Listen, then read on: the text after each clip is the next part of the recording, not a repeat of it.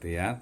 Jadi ketika kita ingin menerbitkan jurnal, yang pertama tentu saja adalah pastikan ya jurnal atau artikel jurnal yang kita kirim itu sesuai dengan cakupan rumpun ilmu yang ada di jurnal tersebut. Itu yang pertama. Ya, itu yang pertama.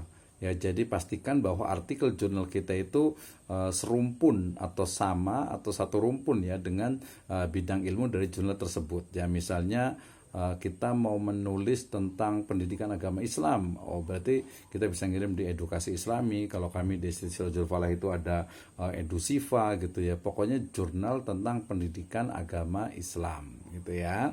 Nah, itu yang pertama. Yang kedua adalah dilihat dari sisi cakupannya.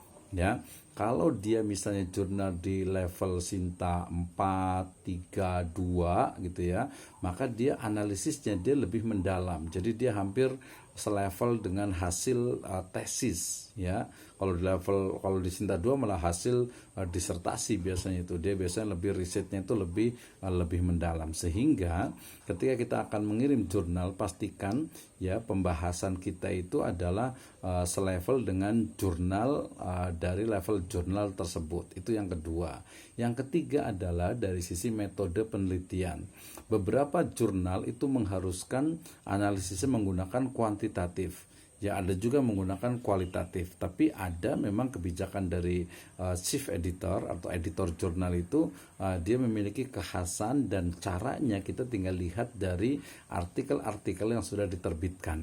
Ya, jadi yang ketiga lebih kepada metode penelitian yang digunakan dalam artikel kita, ya apakah selaras dengan kebanyakan artikel metode penelitian dalam artikel yang diterbitkan di jurnal tersebut.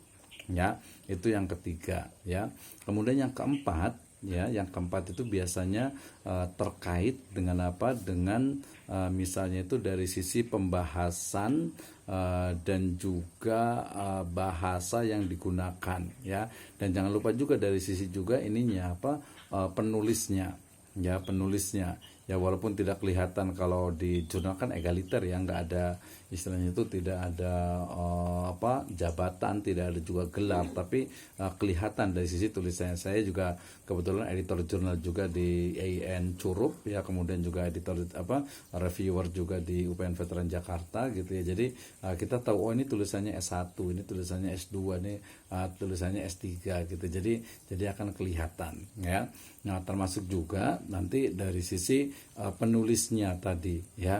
Jadi jangan kalau rata sekarang alhamdulillah sudah berjalan dengan baik. Jadi jurnal itu ditulis 3, 4, 5 orang gitu ya. Jadi jangan sampai seperti zaman dulu. Jadi jurnal itu ditulis oleh satu orang gitu ya, sehingga kesannya itu sangat egois sekali gitu. Pinter sendiri gitu. Padahal semakin banyak, dalam artian itu 5 batasannya, itu akan semakin kompleks kalau memang masing-masing itu mengerjakan dari jurnal tersebut. Ya, jadi minimal ada 5 clue atau tips ketika jurnal kita itu akan diterbitkan ya. Jadi pilih jurnalnya sesuai dengan program studinya, kemudian metode yang digunakan, kemudian arah kebijakan dari jurnal itu sendiri, kemudian juga dari sisi penulisnya, dan juga jangan lupa tadi juga kita mengutip juga jurnal atau artikel yang telah diterbitkan dalam jurnal tersebut. Itu juga menjadi bagian dari tips juga. Jadi ternyata jurnalnya juga mengutip juga, karena semakin banyak citasi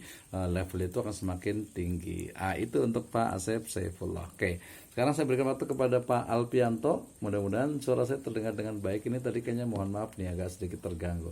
Silakan Pak Alpianto.